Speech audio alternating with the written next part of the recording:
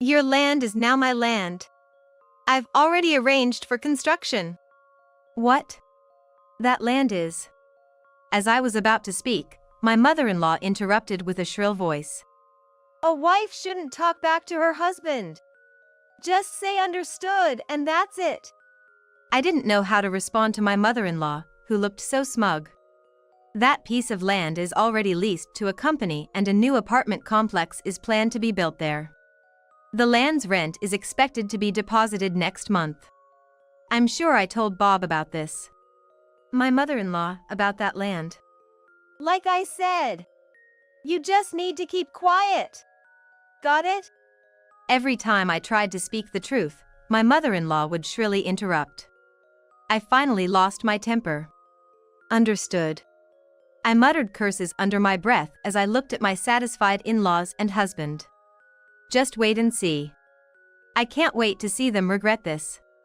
My name is Katherine Johnson. I'm a housewife who just turned 45. I studied abroad for about 2 years in college and have been an instructor at a Japanese conversation school for adults for over 23 years. Every day interacting with my students is very fulfilling. My husband, Bob, is also 45. We met when he enrolled as a student at my Japanese school. I never planned on getting involved with a student, and I always turned him down while he was still enrolled. But even after leaving the school, Bob kept pursuing me, and I finally gave in and we started dating. Bob was very gentlemanly during our dates and our relationship went smoothly. After about 2 years of dating, he proposed, and we got married when I was 30. However, as soon as we got married, Bob changed his attitude completely and became very domineering. At first, we had many arguments, but I didn't have the energy or the spirit to fight every day. Eventually, I gave in most of the time, and it became the norm. Bob has a younger sister named Mary, who's 5 years younger than him. She didn't seem to visit her parents' home often. I met her once, and she seemed like a very efficient woman. But according to Bob, she's arrogant and can't compromise just because she's a woman. Because of this, I hardly had any interactions with Mary, and I only saw her maybe once a year during the holidays. We've been married for 10 years, and even though I'm now 40, Bob and I haven't had any children. I once had a checkup at a women's clinic based on my in-laws' advice, and there was nothing wrong with me. But as soon as I reported that, Bob's face turned livid, and he yelled at me. You! Are you trying to say it's my fault? It's not like that. I tried to choose my words carefully, but an enraged Bob didn't listen. He threw the remote controller against the wall beside me. Don't you get cocky with me. I ain't ever going to a hospital. It's definitely something with you. Change the clinic. Never go to the previous one again. You got it?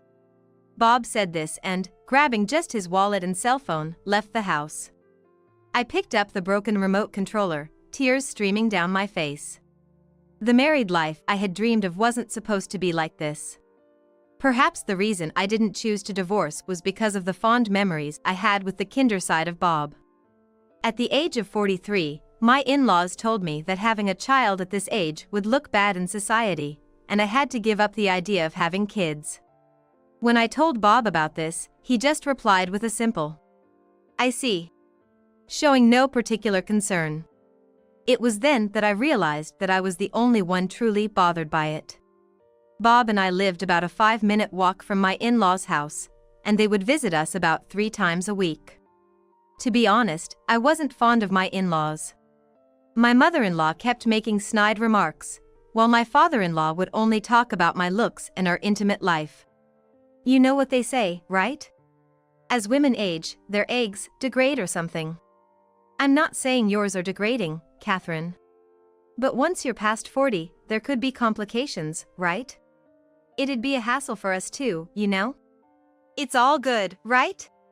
Even if they were degrading, Catherine's still got a fine figure. I bet Bob's still having a good time. Stop it, Dad. Nobody feels good having such crude conversations in front of them. I silently served tea, hoping that my in-laws would leave soon. You know, I had Bob when I was 20, and Mary when I was 25. I'm not saying younger is better, but younger women do tend to recover faster after childbirth, right? You sure were young, my mother-in-law. Well, not really. I mean, compared to other mothers of Bob's classmates, I might be on the younger side.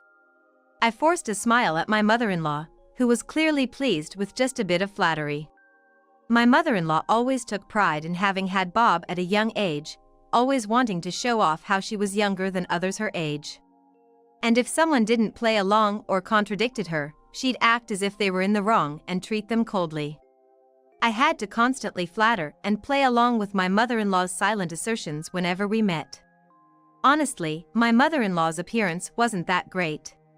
She was of average height and build, with curly hair, looking like any ordinary older woman you'd come across.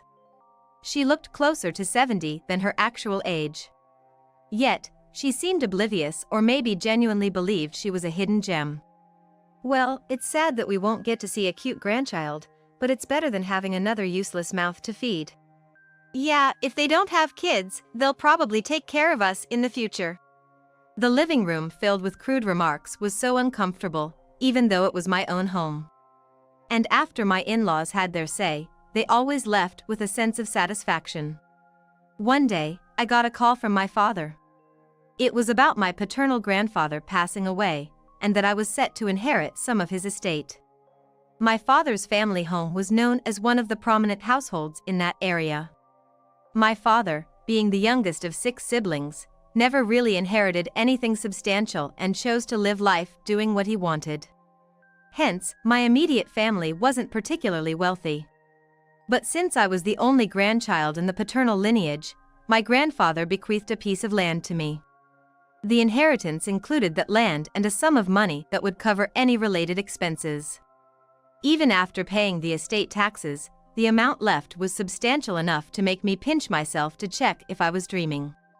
However, the plot was too large to simply build a house on, and I didn't have the confidence to use it wisely. I discussed it with my father, and he suggested renting it out to a company looking to construct condos. The lease income alone would be enough to lead a comfortable life without worrying about its maintenance.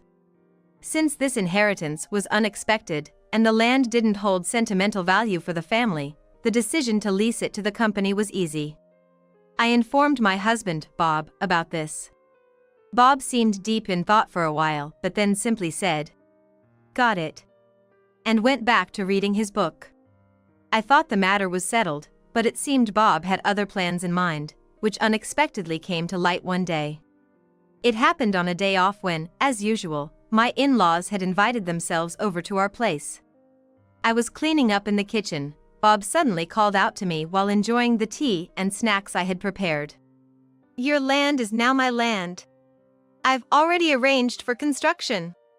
"What? That land is..." Before I could finish, my mother-in-law interrupted with a sharp voice.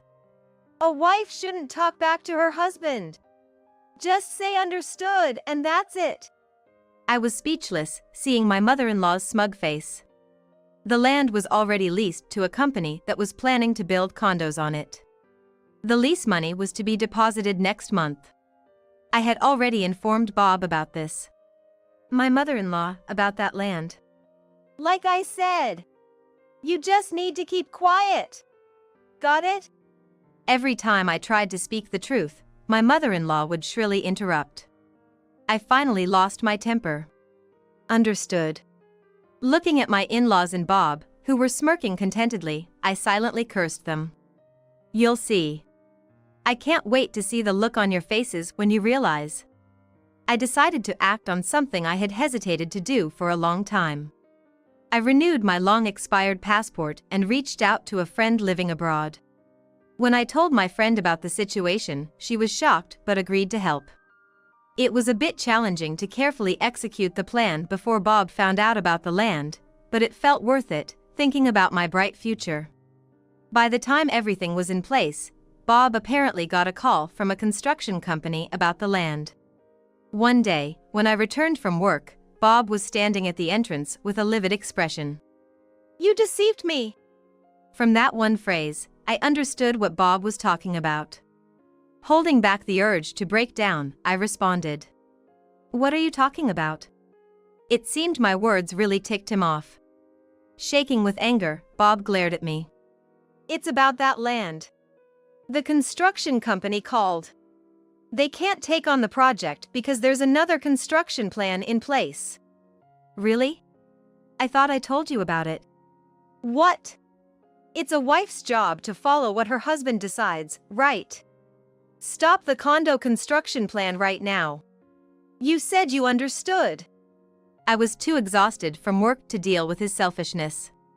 Bob grabbed me by the collar, trying to intimidate me. However, I wasn't afraid at all since I had everything prepared. It's impossible. Because I've already leased that land to a company. What? I told you, didn't I? The land is in my name, but the building on it is under the company's name. It's called a ground lease. I get paid for the land, and I don't interfere with the building. I explained it to you, but it seems you didn't get it. Bob seemed to not understand. He let go of me, looking completely dumbfounded. Looking him straight in the eyes, I continued. So, let's get a divorce. What, huh? How'd it come to this? Are you serious? Bob finally seemed to pick up on my simmering anger, and he quickly began to panic. Seeing his pitiful state, I moved to the living room. Bob, even though bigger than me, seemed so small as he cautiously followed me, keeping an eye on my every move. Catherine. Look, I'll respect your decision this time, but reconsider the divorce, okay? Despite everything, Bob still had the audacity to look down on me. I shot him a contemptuous glance. Bob seemed genuinely frightened by my gaze. Why should I need you, of all people, to respect decisions about the property I inherited? Well. I mean. You seem confused. That land is mine. I inherited it. You have no say in it. Bob was initially quiet, taking in my words. But the moment he heard he had no rights, he snapped. Hey! That's downright disrespectful to your husband. Who do you think pays the bills here? Well, we split all the living expenses and housing costs, so I'm living off my own dime. What? Didn't you notice? Or did you just not care? I took out our household ledger and opened it to the current month's page. Bob contributed $1,000, and I also put in $1,000, making it $2,000 for our living expenses. Additionally, the rent for our apartment and utilities come directly from my account. So, even though we say it's 50-50ths, I'm the one paying more. As you can see, I can manage just fine on my own. Actually, it seems like I'm wasting money just by being with you. That's a lie. You take more than $2,000 for yourself each month, right? Yet since our marriage, you've only contributed $1,000 to our home. That's 'cause Mom said it was enough. There it is. Always with the mom thing. You're such a mama's boy. Mama's boy. Bob seemed taken aback by my words, his eyes widening in surprise. To any onlooker, Bob, who always runs to his mother for everything and expects her to take his side, is clearly a mama's boy. But he seemed utterly clueless about it. Anyway, if you plan to keep living there, you'll have to pay for it yourself from now on. I've already changed the direct debit account. After today, I won't be paying even a cent. Wait, what do you mean you're leaving?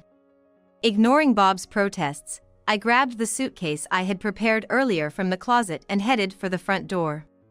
Actually, I've already moved my stuff out. I had been sneaking it out little by little so he wouldn't notice, but Bob had no clue. It made me a bit sad thinking he wasn't that interested in me, but to be honest, it was quite convenient. Bob followed me to the entrance, so I took off my wedding ring right in front of him and placed it on top of the shoebox. Are you really leaving? You'll regret this. Staying together would be the real regret. What about my meals? What? Make your own food. I was utterly exasperated that Bob was concerned about his meals at this point. Bob looked like he thought it was a given, but when I snapped back at him, he looked absolutely stunned.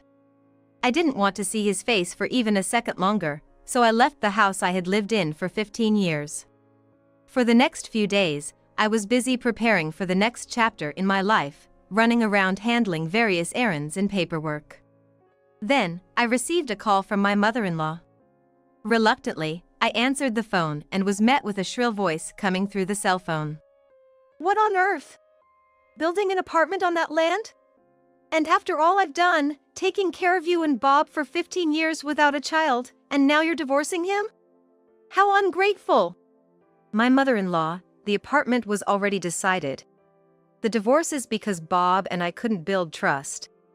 And the reason we didn't have children is because Bob didn't fully cooperate with the fertility treatments. He's perfectly healthy. That's strange, so am I. At my words, my mother-in-law shrieked in frustration on the other end, and I couldn't help but chuckle at the cartoonish way she yelled. Anyway, I'll be suing you for damages. For deceiving us and for breaking Bob's heart. You better make amends. All you talk about is Bob. Give him back his ring and keep clinging to him. As for the damages, I might talk to Bob about that. My lawyer will contact you soon, so don't run off, okay? Pass that message along. What? The nerve of you! My mother-in-law kept yelling, but I hung up without a second thought. I was amazed at how much a person can say when they finally let go of their inhibitions. It felt as though a weight that had been on my chest for years had finally lifted a bit, giving me a sense of relief. A month after leaving the house, it was finally time to discuss the divorce. My lawyer told me the basic terms were set, but Bob refused to sign the divorce papers unless he saw me. Reluctantly, I agreed to meet him at a restaurant. My in-laws insisted on meeting at their home, but I repeatedly refused and booked a private dining room at a restaurant. When I got to the rendezvous, my in-laws and Bob were there, all smiling unnaturally. I had a gut feeling they were up to something. Catherine, long time no see. How've you been? Yeah, I've been good, thanks. As I replied, my mother-in-law approached with a grin, speaking in a sweet, cloying voice. Catherine dear, I'm sorry for the past. Let's talk about the future. Sounds good. From her words, I got a vague idea of the scheme she and Bob and my in-laws were up to. Probably something like, Bob is gonna divorce, so give us a percentage of the rent money or something. And sure enough, as soon as my mother-in-law sat down, she began talking about the inheritance I'd received.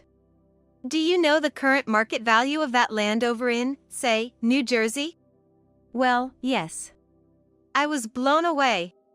And you've been getting some money elsewhere too, right? We need to settle the division of assets properly.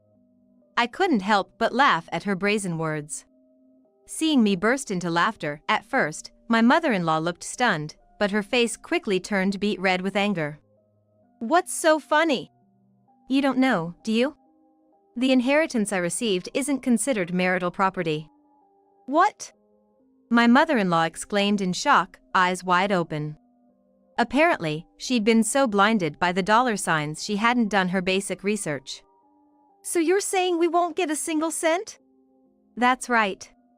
At my words, my mother-in-law let out a silent scream and slumped in defeat. Judging from my mother-in-law's attire, she had plans to live the high life on my inheritance. Overhearing her mumble about how to make the payments was proof enough. Don't you want to support your husband's family as a good wife should? My father-in-law, who had been silent until now, interjected, to which I threw him a cold glare. And I silently pressed a button on my smartphone. From it played a recording of my father-in-law's own crude words. What the? I don't need a father-in-law who talks to me like that, a mother-in-law who goes along with it, or a husband who turns a blind eye. I'm gonna live my own life. You think you can just do whatever you please? If you want, we can even take this to court. I'll just present this as evidence anyway. If you do that, it'll ruin me. Well, it'll be a social disaster for you, wouldn't it? My father-in-law was speechless, and just like my mother-in-law, he hung his head in defeat. Finally, with the noisy peanut gallery silenced, I looked over at Bob. Even though Bob's face had turned pale, he suddenly seemed to have an idea. I bet managing the money is hard for you alone, so I'll help you out. Okay? Just do whatever you like. I don't understand why I need to involve you in my life even after the divorce. Plus, I have someone who'll genuinely help me decide how to use the inheritance. Come in. At my beckoning, the door opened and a woman walked in. Bob's eyes widened in shock upon seeing the woman. Mary! Long time no see. Turns out, while I was planning with a friend, I discovered that Mary knew that friend. According to what my friend told me, my in-laws always favored Bob and were incredibly hard on Mary. Bob not only accepted the situation where he was the only one benefiting, but he also often shifted the blame for his actions onto Mary, showing his cunning side. In the end, Bob went to a private high school and college, but Mary was only allowed to go to a public high school and didn't get any financial help for college. So, Mary worked to pay her own college fees, and after graduation, she became a freelance writer on her own. But as soon as her career started taking off, my in-laws began pestering her to send money home. This coincided with when Bob and I got married, so I was surprised when I was told she was wary of us too. Since then, Mary and I have been in touch and cleared any misunderstandings. We've become what you could call best friends. Mary and I hit it off really well. She's going to help me start an English language school abroad. Abroad? What can you possibly do overseas? Did you forget my profession? I've studied abroad for 2 years and have been speaking Japanese with native speakers at work every day. I have no issue using Japanese, and had I not married you, I would have gone overseas much earlier. What's gonna happen to me? I can't speak Japanese. Do you understand what divorce means? It means I've chosen to not live with you anymore. Oh. It seemed like Bob finally grasped the situation, his face going from pale to ghostly white. I took the filled-out divorce papers from the silenced Bob, left the 3 of them sitting there lifelessly, and exited the restaurant with Mary and my attorney. After that, I filed the divorce papers. Then, I moved overseas. I had already sent my belongings to my new place, so I was able to start my new life without any problems. I'm sharing a home with Mary, and we're able to live together while respecting each other's jobs. Mary has been gaining popularity as a freelance writer, penning columns about living abroad and writing articles about America for local publishers. Turns out, Mary's dream is to become a novelist. Seeing her work hard on her stories in her free time, I feel like I need to step up my game. Bob, who used to live with me in our old apartment, apparently had to move out because he didn't have any savings due to his frivolous lifestyle. He couldn't make ends meet. He moved back with my in-laws, but without financial help from Mary, they are taking most of his salary. Not only does he have no discretionary money, but he also seems to be worn out doing all the housework that my mother-in-law gave up on. It seems that my in-laws are also on the verge of having to sell their home. They sent numerous messages to Mary asking for money, but Mary just laughed and said drop dead before hanging up. I think my mother-in-law, who's only 65, should really consider working. But given she's never held a job before, there aren't many places willing to hire her. Moreover, I doubt she'd even choose to work. So, their family home might be gone in the not-so-distant future. As for me, I've opened the English language school I always dreamed of and, thankfully, it's thriving. My students are incredibly passionate, always filled with hope and saying they're gonna visit America someday. Well, today we're gonna study greetings. Every day, I stand in front of the class with a smile. I'm brimming with hope for the future and I absolutely love the confident person I've become.